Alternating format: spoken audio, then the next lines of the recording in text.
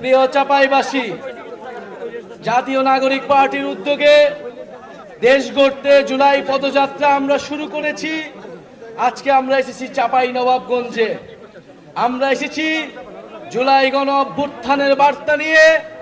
আমরা এসেছি আপনাদের এলাকার সমস্যার কথা শুনতে। প্রিয় চাঁপাইবাসী, আমরা জানি চাঁপাইনবাবগঞ্জ আমের রাজধানী,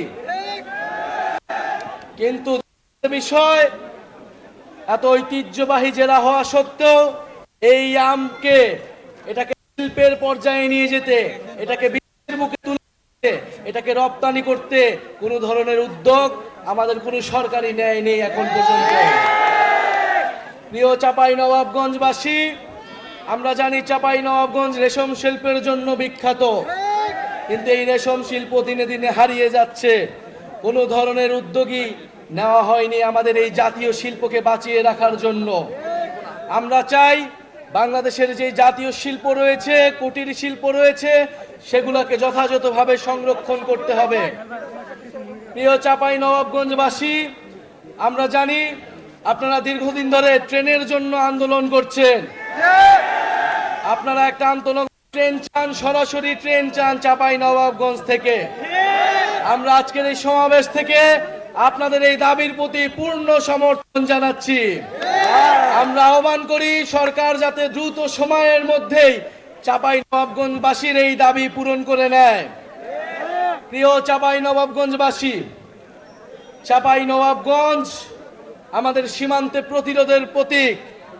চাঁপাইনবাবগঞ্জ মানে সীমান্তে কাস্তে হাতে বসে কৃষক। আমরা সেই কৃষকের সন্তান যারা বুক চিতিয়ে ফ্যাসিবাদের বিরুদ্ধে লড়াই করেছি, বুলেট গুলি বুকেতে নিয়েছি। আমাদের এই আজকের সমাবেশেই আমাদের সাথে রয়েছেন একজন শহীদ পরিবার। এই চাঁপাইনবাবগঞ্জের মাটিতেই যার জন্ম, শহীদ তারেক হুসাইন। চাঁপাইনবাবগঞ্জ থেকে দুইজন শহীদ রয়েছেন। এই দুইজন শহীদ গণ অভ্যুত্থানে নিজেদের জীবন বিলিয়ে দিয়েছিলেন দেশকে মুক্ত করতে, স্বৈরাচারের কবল থেকে দেশকে নতুন করে স্বাধীনতা এনে দিতে। আমরা সেই শহীদদের শ্রদ্ধাভরে স্মরণ করি এবং সেই শহীদরা যেই আকাঙ্ক্ষার জন্য, যেই নতুন বাংলাদেশের জন্য জীবন দিয়েছিল, আমরা যাতে সেই নতুন বাংলাদেশ বিনির্মাণ করতে পারি। প্রিয় চাঁপাইবাসী, আজকে অনেক কথা বলার ছিল, কিন্তু জানি আপনারা অনেকক্ষণ ধরে অপেক্ষা করছেন। শুধু এতটুকুই বলতে চাই, গণ অভ্যুত্থানের পরে আমরা একটা নতুন বাংলাদেশ চেয়েছি। গণ অভ্যুত্থানের পরে আমরা রাষ্ট্রের মৌলিক সংস্কার চেয়েছি। গণ অভ্যুত্থানের পরে আমরা গণহত্যাকারীদের বিচার চেয়েছি। আমরা জুলাই ঘোষণাপত্র এবং জুলাই চেয়েছি। প্রিয় চাঁপাইবাসী, আমরা জানি এই সব আপনাদের মনের দাবি। চাঁপাইনবাবগঞ্জে কর্মসংস্থানের কোনো ব্যবস্থা নেই। এখানে শিক্ষা, চিকিৎসায় এই এলাকার মানুষ দীর্ঘদিন ধরে বৈষম্যের শিকার, অবহেলিত হয়ে রয়েছে। আমরা এই সকল বৈষম্য থেকে দূর হবে বাংলাদেশের সকল জেলা, সেই স্বপ্ন দেখি। প্রিয় এলাকাবাসী, আমরা আজকে এসেছি আপনাদের কাছে জুলাই গণ অভ্যুত্থানের বার্তা নিয়ে। যেই বার্তা একটা ইনসাফ ভিত্তিক রাষ্ট্র কায়েমের জন্য আমাদেরকে স্বপ্ন দেখায়, যেই বার্তা একটা বৈষম্যহীন বাংলাদেশের স্বপ্ন দেখায়। আমরা সেই বাংলাদেশের স্বপ্ন দেখি। আমরা স্পষ্টভাবে আজকের সমাবেশ থেকে বলতে চাই, সীমান্তে বিএসএফ আন্তর্জাতিক আইন লঙ্ঘন করে এখানে গ্রেনেড মারে, এখানে বোমার বিস্ফোরণ ঘটায়।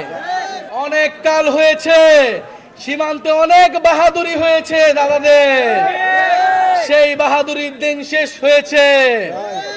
যদি আর কোনো সীমান্তে কোনো ধরনের পায়তারা করা হয়, যদি সীমান্তে আগ্রাসন চালানো হয়, সীমান্তে আমার ভাইদের উপর হত্যার চেষ্টা চালানো হয়, আমরা সীমান্তে লং মার্চ ঘোষণা করব। আমাদের সীমান্ত আমরাই রক্ষা করব। প্রিয় চাঁপাইবাসী, আজকে আমরা এসেছি 64 জেলায় আমরা যাচ্ছি দেশ গড়ার আহ্বান জানিয়ে, দেশ পুনর্গঠনের অনুরোধ জানিয়ে। এই দেশ আপনার দেশ, আমার দেশ, শহীদের রক্তে রঞ্জিত দেশ।